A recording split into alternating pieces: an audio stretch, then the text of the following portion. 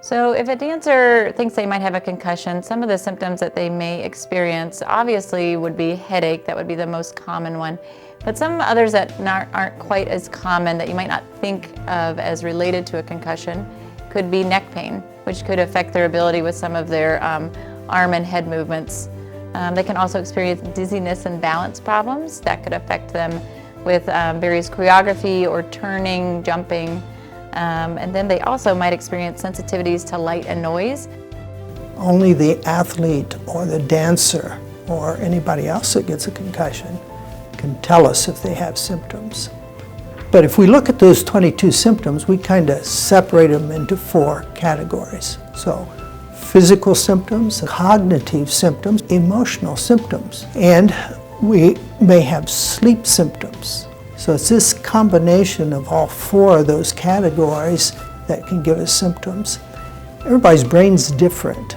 Everybody's symptoms are different. And even if you have a repeat concussion, your symptoms the second time around may be completely different than your first time around. Especially since it is your brain and it functions within yourself, you can tell yourself, something's wrong. But someone looking at you wouldn't be able to say something's wrong with them, especially if it's a cognitive issue.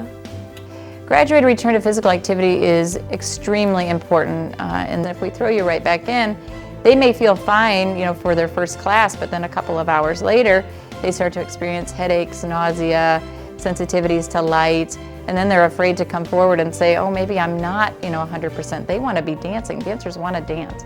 Well, prevention in dance is very difficult because we don't have equipment as we do in sports, and really accidents happen. I think that education is a huge preventative tool, mainly to tell dancers the seriousness of concussion. So maybe they will be a little bit more aware of what they're doing. I think with any injury, it's always important to know, that there's something wrong and there are certain steps to recover. And I think that's even more important with a concussion. And the more educated we are with our, concussion, the illness, it's going to affect not only ourselves, but also other people and how we interact with them.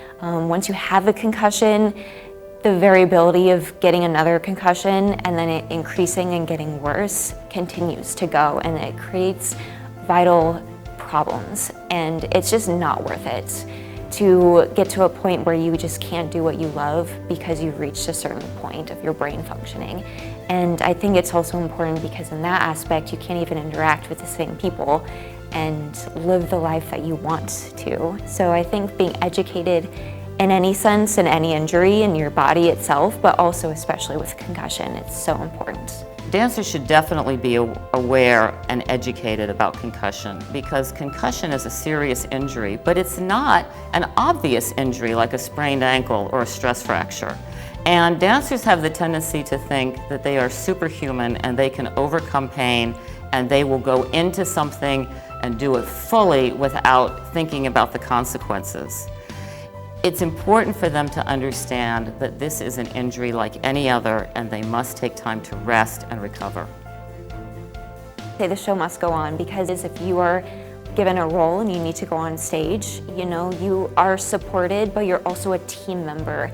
And so you need to put yourself out there the best that you are and go on stage and just do what you love.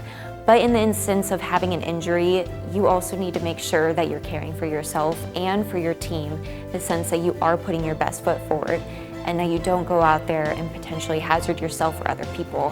And so in that instance, you need to be able to not only stand up for yourself and say, I have a concussion, I need to talk to my directors, I need to talk to my teachers, I need to let them know and inform them that this is the case, so that there is this constant dialogue. It's so important that we continually have this conversation and that the show does go on, but in a healthy way, and that way everyone's happy and we just are more understanding in that sense.